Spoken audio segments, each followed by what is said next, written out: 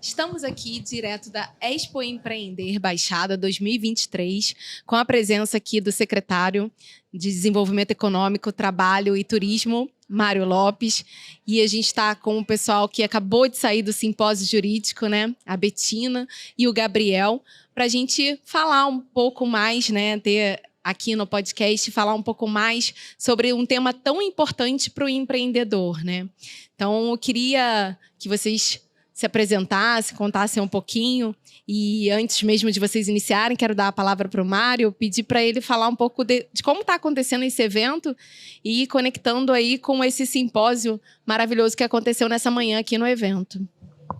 Gente, bom dia a todos. Eu estou muito feliz da gente ter conseguido tirar um evento de 3 dias na Baixada Fluminense, tão estigmatizada, né, tão vista como um quintal do Rio de Janeiro. E a gente sabe, eu que sou nascido aqui na cidade, sou empresário na cidade a vida inteira, hoje eu estou na função de secretário de Desenvolvimento Econômico, então a gente sabe do potencial que a cidade tem, e esse evento aqui veio provar que isso é possível, que é viável. Ontem era uma quinta-feira, de tarde, estava lotado o evento. Eu tenho certeza que hoje, sexta-feira, e amanhã, sábado, também vai estar lotado. Está acontecendo em paralelo uma feira de franquias. Já tivemos aqui algumas vendas de franquias. A cidade de Nova Iguaçu é quase 1 milhão de habitantes e a região da Baixada Fluminense é maior que o Uruguai, gente. As pessoas não têm noção do potencial que existe aqui. Só em Nova Iguaçu tem um bairro chamado Miguel Couto, que é maior que Teresópolis, tanto em população quanto em arrecadação. Então, as pessoas ficam muito assim, achando que a Baixada Fluminense é muita violência, que é muito descrédito, e, na verdade, nada disso acontece aqui. A gente tem um dos índices de segurança maiores do Estado, não sou eu que falo, o Google está aí, é só jogar no Google e ver. A gente não tem problema com bala perdida, a gente não tem problema com milícia, a gente não tem problema com muita coisa que acontece em outros municípios, e a gente está aqui preparado para receber o empresário, está preparado para receber todo mundo que quer investir e tirar de Nova Iguaçu o que ele tem de melhor, que é uma população que compra, que gasta, que sabe usar e que está ávida por novos produtos, novos serviços, novas lojas, enfim. E aí agora a gente vai dar a palavra para o pessoal do escritório de advocacia, que deu uma palestra hoje de manhã, né? Então fiquem à vontade para se apresentar. É um prazer tê-los aqui conosco. Daniel está ali olhando, é um amigo que eu conheci há pouco, mas a gente já é amigo de infância, tivemos uma sinergia muito grande, isso é importante também. Então, Daniel, muito obrigado pela sua presença. Daqui a pouco você vai estar aqui falando também. Então, por favor, fiquem à vontade. Nova Iguaçu é de vocês. Fiquem à vontade. Obrigada, gente. Obrigada por receber a gente aqui no podcast, no evento. Eu sou a Betina, sou advogada da Nelson Williams. A gente fez um simpósio jurídico no qual a gente trouxe a multidisciplinaridade do direito para o empresário. Quanto é importante os empresários estarem respaldados em todas as áreas, né? Inclusive, ali durante a palestra, um empresário que estava presente fez uma pergunta para a gente, como que ele entra no escritório de advocacia, como que ele começa a ser assessorado sem esperar que a bomba exploda, né? E isso é muito difícil, a gente sempre vê que o empresário, ele espera o pior acontecer até ele procurar o seu advogado. Imagina se a pessoa tem essa consciência, né, de entrar no escritório de advocacia que atende todas as áreas e falar, me ajuda, o que vocês podem trazer para mim? E é exatamente essa ideia que o Nelson Williams traz para as empresas que a gente atende. A partir do momento que você está aqui dentro, a gente vai conseguir te ajudar em tudo que você puder. Seja no consultivo, né, que é aquele atendimento inicial, seja ali, depois que a bomba estoura, na parte judicial. Eu, especificamente, trouxe um tema que é a LGPD, que é a Lei Geral de Proteção de Dados. É um tema novo, né? É uma lei que veio em 2020. O Comitê de Fiscalização foi instituído esse ano, então as empresas elas começam a se adequar agora. A Lei de Proteção de Dados, ela não é punitiva, tá? Ela é uma lei que ela vem para regulamentar. Regulamentar o quê? regulamentar os dados das pessoas que transitam dentro dessas empresas. Por quê? Porque a gente vive no mundo digital. Qualquer dado sensível, qualquer dado que saia do âmbito onde ele deveria estar guardado, pode trazer um crime. Né? A gente tem clonagem de cartão de crédito, clonagem de WhatsApp, pessoas se passando por pessoas. Então, no mundo que a gente vive hoje, que é a era digital, a gente precisa se preocupar, sim. Se você tem uma empresa, e principalmente empresa que trata dados sensíveis, como clínicas médicas, por exemplo, a gente precisa se preocupar com esses dados. Na parte trabalhista, a gente falou um pouco sobre o teletrabalho, né? Como que funciona no mundo da pandemia, né? A gente o teletrabalho, na verdade, ele veio numa lei de 2011, se eu não me engano, mas com a pandemia isso ficou muito mais forte. Como é importante a gente se preocupar com a proteção dos dados daquele funcionário que está no teletrabalho, né? Porque isso é importante para a empresa, isso é importante para o funcionário. Como que esse funcionário ele deve se portar diante de um teletrabalho? Ele pode trabalhar de qualquer lugar? O que ele precisa fazer para se preocupar com isso? Então, a gente trouxe todos esses temas, foi muito bacana. Eu costumo dizer que todo empresário que entra dentro da nossa empresa, ele vem primeiro pelo viés tributário, porque a gente sabe que é onde dói no bolso do empresário é pagar imposto, não tem jeito. E aí, depois que ele chega no tributário, a gente começa a conhecer a empresa, começa a conhecer a operação e entende o que realmente é necessário. E aí, trazendo essa ideia de que o tributário talvez seja a nossa porta de entrada e uma das áreas mais fortes do nosso escritório, a gente tem aqui o Gabriel, que é o nosso especialista no tributário, e eu passo a palavra para ele. Obrigada. Bom dia a todos, obrigado pelo convite, secretário. Qual a intenção do direito tributário, né? Hoje em dia a gente tem a reforma tributária, que é um assunto que está em voga, está sendo muito discutido, quais serão as mudanças, o que vai acontecer, se vai aumentar a carga, se vai aumentar a arrecadação. E temos dois principais agentes ali. O contribuinte, que é aquele que de fato paga, seja empresa, seja pessoa física, e os entes arrecadadores. Então, o Estado, o município e a União, que são aqueles que fazem a arrecadação e, com esse dinheiro, desenvolvem as políticas públicas. A discussão ainda está relativamente no início, né? São 30 anos já discutindo, mas agora já foi pré-aprovada a PEC, que é a proposta de emenda constitucional. Já passou pela Câmara, passou pelo Senado, agora vai voltar à Câmara. Após a aprovação da PEC, que é essa alteração constitucional, teremos também ainda as leis ordinárias que vão, de fato, definir então, quais são as alíquotas, como são os pagamentos, etc.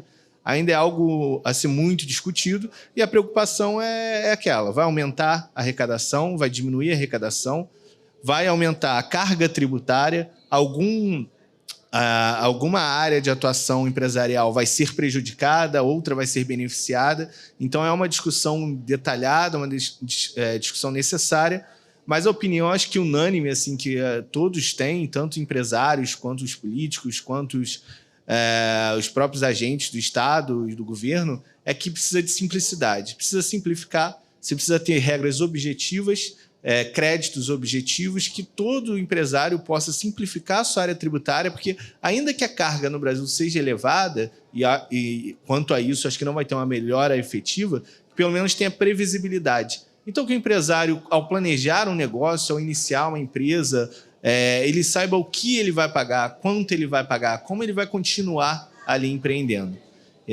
Esse é um dos pontos importantes que nós trouxemos hoje, como a Betina falou, e que eu acho que é essencial para o empresário, seja aquele empresário que está ali se iniciando, às vezes com uma startup, algo de tecnologia, seja aquele empresário que viu o seu negócio crescer e hoje precisa de uma organização maior.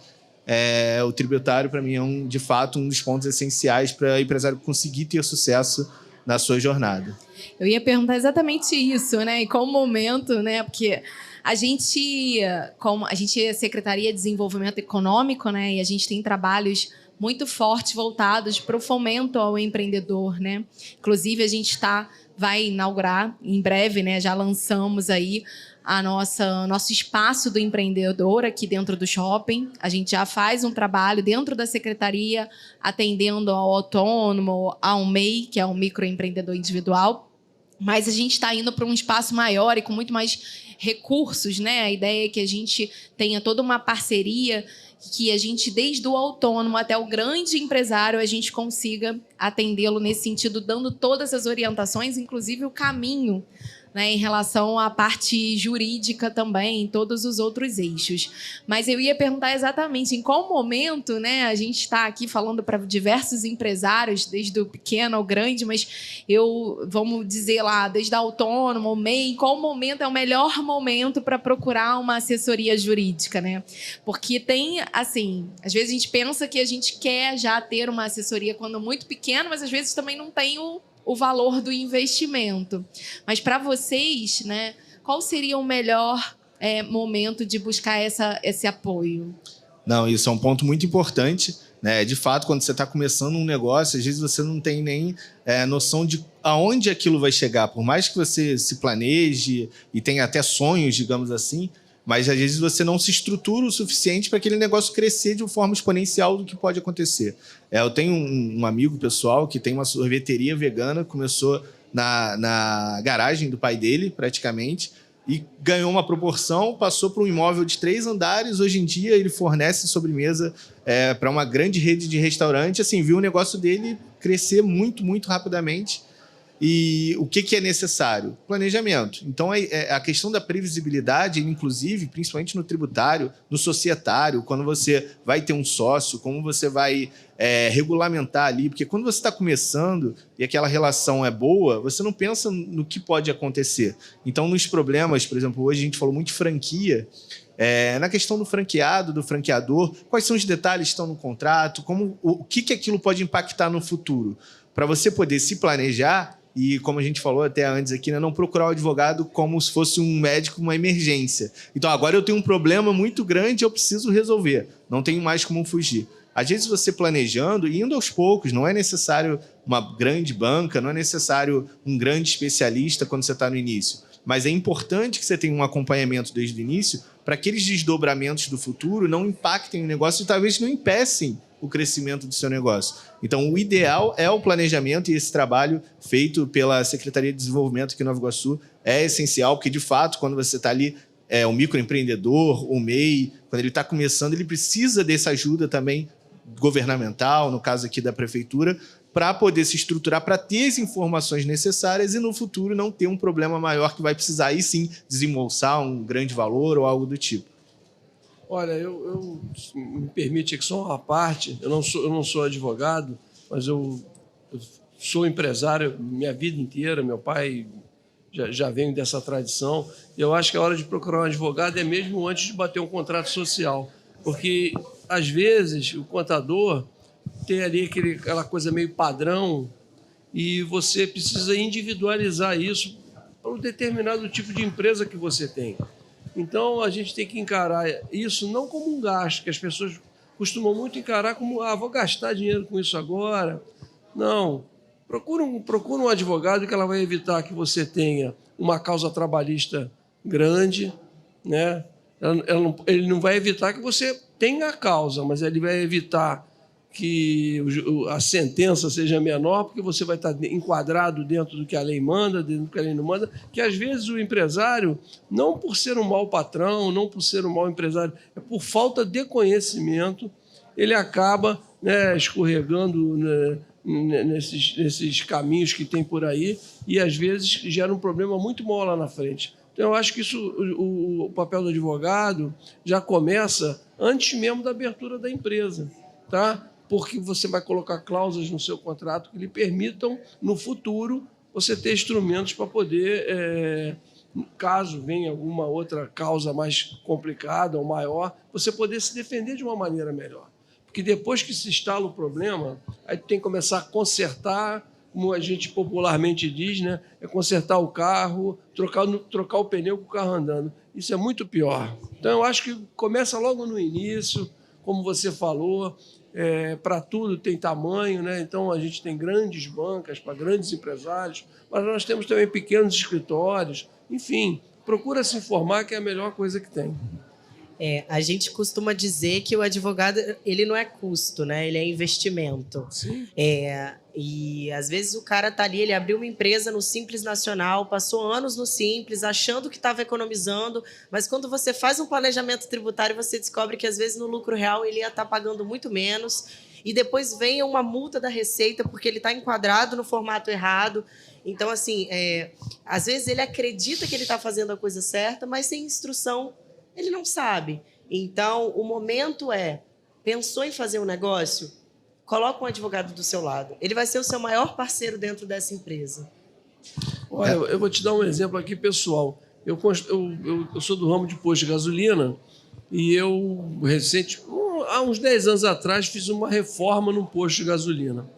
E aí eu comprei vários equipamentos com uma empresa que tem um escritório no Rio de Janeiro, mas que fabrica em São Paulo, né? E eu comprei lá, era uma grana substanciável, porque tanque de combustível, né? Bom, enfim, paguei, veio a nota e eu simplesmente, né, não me preocupei com mais nada. Pô, um belo dia me chega uma cobrança da dívida ativa do Estado do Rio de Janeiro. Tem 2 exemplos para dar aqui que são...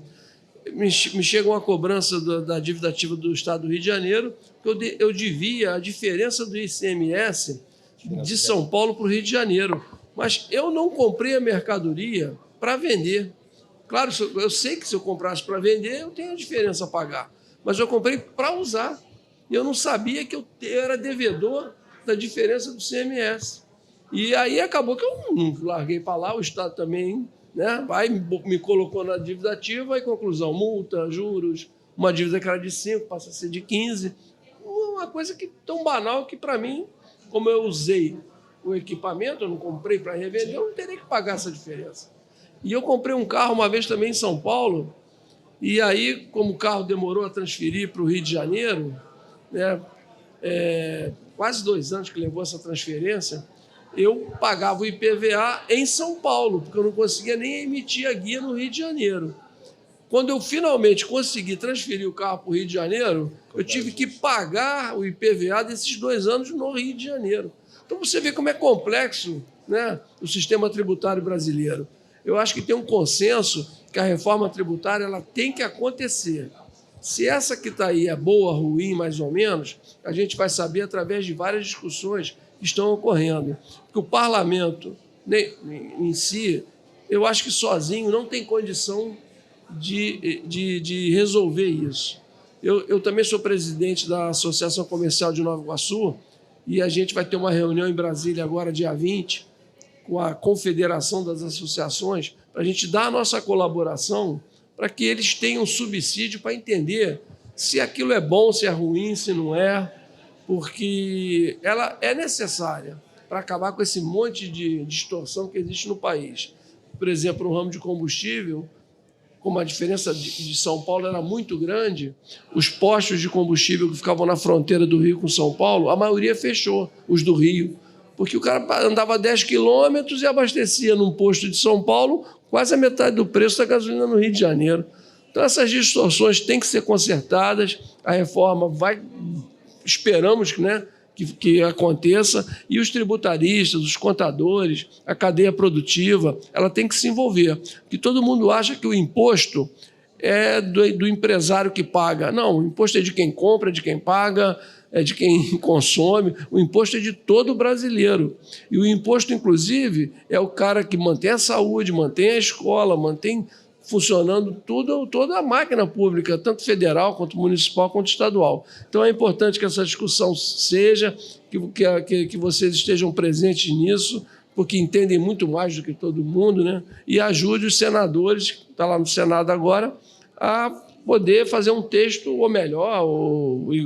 Enfim, eu não tenho argumento para saber se é boa ou se é ruim essa reforma. Vocês é que têm que nos falar isso. Não, sem dúvida, é como eu disse, né? Tem que simplificar, porque o empresário não entende. Se você pensar em termos de norma tributária, hoje em dia a gente tem a norma do município, de ISS, por exemplo, de IPTU, do Estado, IPVA, ICMS. Então, cada município, cada estado tem sua legislação própria. E aí você tem a guerra fiscal, você tem essa questão, por exemplo, do diferencial da alíquota, do IPVA de um automóvel. Se comprou em São Paulo, trouxe ele para o Rio. Mas se ele estava fisicamente no Rio, então mesmo sem ele estar registrado no Rio, você já deveria pagar. E aí o contribuinte fica no meio dos dois estados brigando, porque o São Paulo vai te pagar também. Ele vai falar, não, mas estava registrado aqui. E aí você ou vai ter que pagar os dois e vai ter um prejuízo, ou você vai discutir judicialmente para ver quem de fato você tem que pagar, mesmo que você queira pagar certo. E aí entra a questão da previsibilidade, é isso que eu digo. Acho que o empresário, e também entra na questão do planejamento, é você ter previsibilidade do que você vai pagar, do quanto você vai pagar e não ter dúvidas, porque às vezes a empresa está ali pagando tudo certinho e vem uma fiscalização e fala, não, você pagou tudo errado. O chinelo não é chinelo porque tem um plástico, ou tem a sola dessa forma, então você pagou tudo errado que você pagou. Você vai ter que brigar para recuperar ou utilizar esse crédito de alguma forma e vai ter que pagar de novo uma parte maior. Então, a simplificação é necessária, a previsibilidade é necessária e, de fato, a sociedade tem que participar dessa discussão porque o custo, como bem colocado, ele vai para o consumidor. Quem paga não é a empresa. Todo o custo da empresa ela é repassado no preço. Então, quem paga é a população. Seja a população de todos os níveis. Tudo que você consumir tem imposto, tudo que você consumir, você está ali contribuindo de alguma forma. E, por outro lado, os impostos são necessários, os tributos são necessários, porque eles são utilizados em prol da sociedade. Então, não existe máquina pública sem o pagamento também dos tributos. Então, é um equilíbrio, uma complexidade muito grande que a gente espera isso, o aprofundamento da discussão, a participação da sociedade, dos empresários, da sociedade civil, para que, na hora que o projeto final for elaborado, for aprovado, você leve em consideração todos esses pontos, que tem um equilíbrio, enfim, que a gente possa aí ajudar no desenvolvimento das empresas, do país, dos municípios, do Estado. Um grande desafio, né? Ser empreendedor é um grande desafio, né? A gente, só para complementar, a gente falou lá hoje na palestra que o empreendedor, né, o empresário é um verdadeiro herói, que ele está contra tudo, contra todos. Então, o empregado ali, no final, como você disse, às vezes você acha que está fazendo tudo certo, vira um custo trabalhista que você não esperava, o tributo. Sim. E lá no escritório a gente costuma falar que o empresário de sucesso é um empresário bem assessorado. Então, vai em tudo que a gente está dizendo aqui, desde o início. Procura uma assessoria do nível que você puder, mas sempre bem assessorado. Lá no escritório a gente atende empresas desde pequenas, médias e grandes, porque a intenção é ajudar a desenvolver a sociedade e no final todo mundo vai sair ganhando. Porque não dá para ele ser especialista em tudo, né? Ele tem que estar lá focado no negócio dele e fazer acontecer. Mas eu queria, assim, a gente já está chegando ao final, né, desse nosso momento, mas eu queria muito falar de uma parte que eu acho que é muito desafiadora também, além dos tributos, né? Acho que é bem desafiador para o empresário, que é a parte trabalhista, né?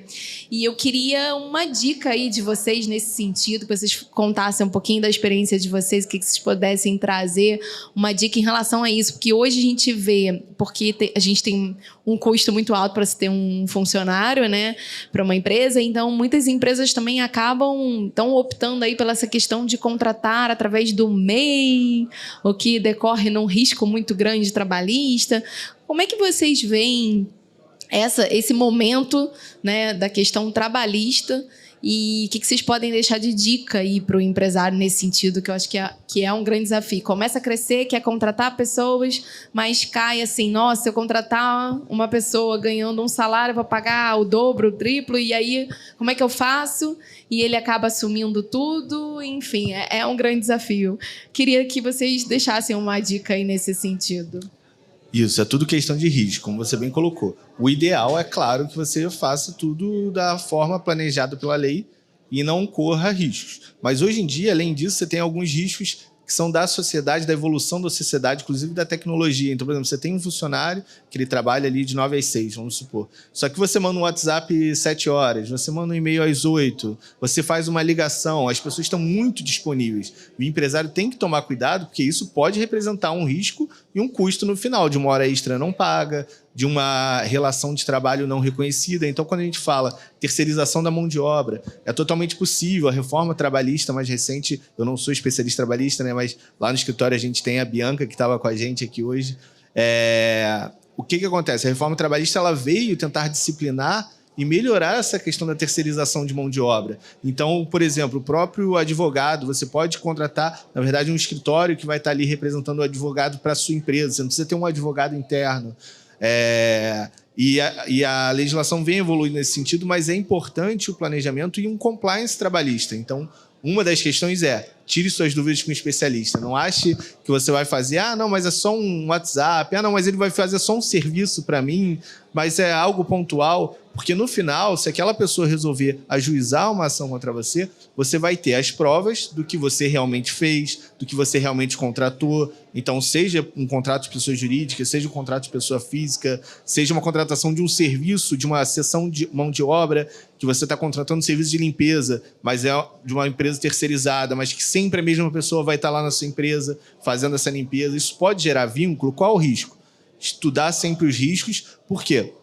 O que eu costumo dizer é que o empresário tem que saber qual o risco que ele está assumindo. Se ele souber, se ele planejar, se aquilo não for um custo surpresa, ele consegue administrar. Então, você vai administrar sua receita, seu custo e seu planejamento. Então, a recomendação sempre tenta procurar um especialista, conversa com ele. Cada caso, obviamente, vai ser um caso, mas sempre se proteja para que, se tiver um problema, você tenha ou a solução ou, pelo menos, uma diminuição daquele risco. Eu até complemento, Gabriel, a sua fala, porque estando à frente do time institucional, eu vejo muito isso. Hoje, o nosso setor trabalhista, 90% é contencioso, resolvendo questões judiciais. E é impressionante que o empresário sempre fala: por que eu não fiz um compliance? Por que eu não cheguei aqui 2, 3, 5 anos atrás? Então, é planejar, é entender, é fazer conforme a legislação. E é aquela coisa, gestão de risco. Tem risco que vale a pena correr. Tem risco que é mais barato você correr esse risco do que você deixar tudo certinho. Seu advogado vai saber te dizer isso.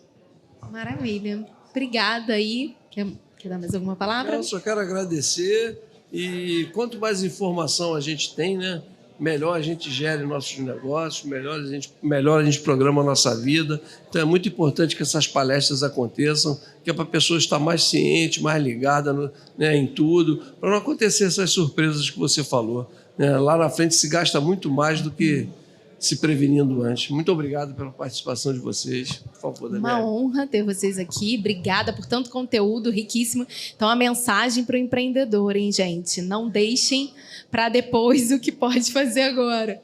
Então, busquem orientação em todos os pontos. A gente está aqui falando especificamente da parte jurídica, mas que jurídico envolve muitas questões, mas em todo caso, seja pessoas, seja parte comercial. Então, busquem orientação para fazer as coisas certas. E agradeço a vocês a presença, participar aqui de mais um podcast na Expo Empreender.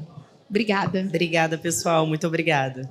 Muito obrigado também, parabenizar também pelo evento, a Prefeitura, a Secretaria de Desenvolvimento, trazendo esse evento para Nova Iguaçu, para a Baixada Fluminense, enaltecendo as empresas aqui na Baixada e trazendo novas empresas também para desenvolverem seus negócios aqui.